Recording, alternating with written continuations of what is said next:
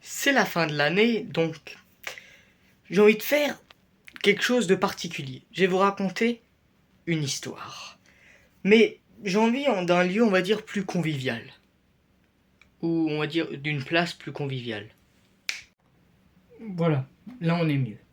S'il y a quelque chose de fondamental et de culte dans le cinéma, c'est quand même une ville qui s'appelle Hollywood. Et Hollywood, quand on pense à cette ville, on pense à quoi? T'as des gens qui vont penser aux producteurs, aux acteurs. D'autres qui vont penser à Los Angeles. Mais moi, je pense surtout à un truc. Moi, je pense au panneau Hollywood. Mais savez-vous sa véritable histoire? Parce que son histoire, elle n'est pas, on va dire, aussi connue que ce panneau. Et en plus, ce panneau a changé beaucoup de fois. Donc, cette vidéo est faite pour que je vous raconte l'histoire de ce panneau du nom de Hollywood. Donc cette vidéo, pour que vous soyez, on va dire, plus dans l'histoire, je vais mettre plein d'images au lieu de tout le temps me voir parler. Voilà. Parce que les images, ne seront pas sur mon front. Yo tout le monde, c'est Jarod, j'espère que vous allez tous très bien. Pour ma part, ça va nickel. Aujourd'hui, je vais vous parler de l'histoire du panneau de Hollywood. Après, moi, Hollywood, je connais par cœur. Je suis même allé derrière les lettres parce que je joue à GTA, donc voilà. Avant de vous parler du panneau Hollywood, je vais un peu vous parler, même si c'est pas trop le sujet de la vidéo, de la ville d'Hollywood. Parce que Hollywood était à l'époque un petit village agricole, mais vers 1900, ça commence à être une très grande ville qui en 1905 va construire un grand hôtel qui va être renommé en 1910 le Hollywood Boulevard. En 1915, les réalisateurs commencent à aller dans cette ville et à tourner des films car il fait souvent beau et a une lumière constante. En 1923, Harry Chandler décide d'acheter des terrains au pied de la montagne pour faire des habitations et les revendre. C'est Hollywoodland. Puis pour faire venir les gens et faire de la pub, il décide de mettre un panneau sur la montagne avec écrit Hollywoodland. C'est le début de ce panneau qui va se transformer en Hollywood. Je vais vous expliquer pourquoi. On voit presque pas le land quand on regarde les photos. Il devait juste être là quelques années pour attirer la foule. Ces lettres ont une hauteur de 14 mètres et d'une largeur de 9 mètres. Ils sont dans un premier temps équipés d'ampoules d'éclairage et il y a des sources qui disent que c'est le Canadien Max Sennett, fondateur des studios Keystone, qui est alors propriétaire de ces terrains.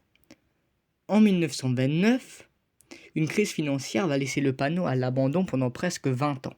Les lumières qui éclairent ce panneau vont être enlevées car elles sont trop coûteuses. Et les lettres qui ne devaient pas rester longtemps commencent à s'abîmer. La ville de Los Angeles va alors l'acheter fin des années 40 pour le détruire. En 1948, après la guerre, la Chambre des commerces d'Hollywood décide de le sauver et de le restaurer pour quelques années. Puisque ça ne sert plus à rien de faire la promotion de Hollywoodland, ils vont décider en 1949 d'enlever les 4 dernières lettres Land. Ce qui va devenir le panneau Hollywood, qui sera classé monument historique culturel de Los Angeles par Los Angeles Historic Cultural Monument le 7 février 1973 par le conseil municipal de Los Angeles.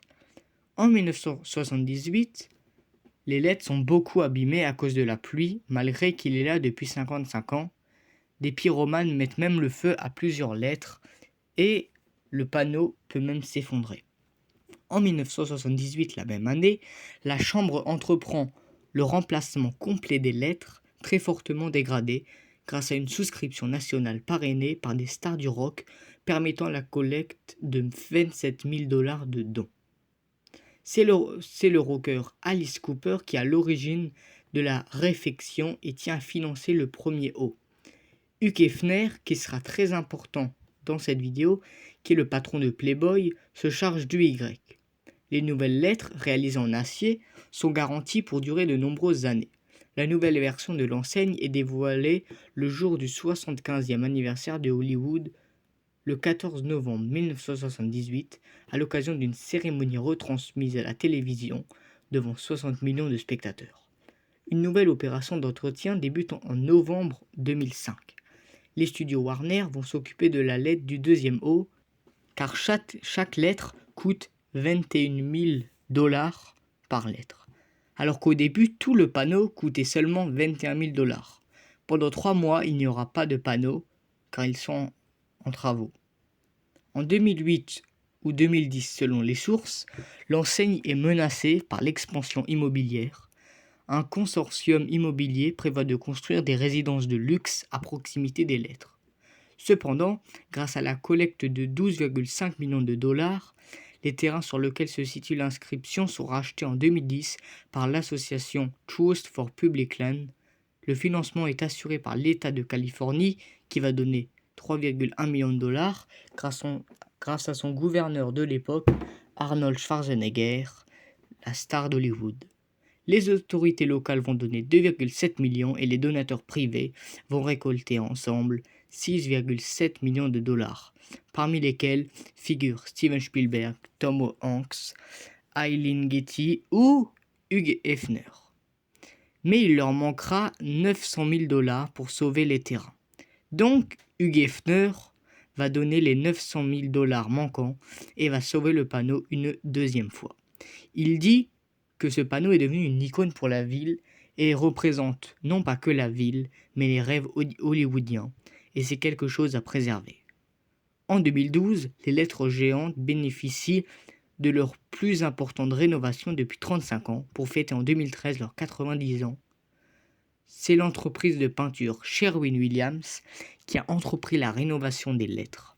Il a fallu enlever les couches de peinture existantes à la main, appliquer l'après, puis appliquer 2 nouvelles couches de peinture blanche brillante, dites blanc glamour.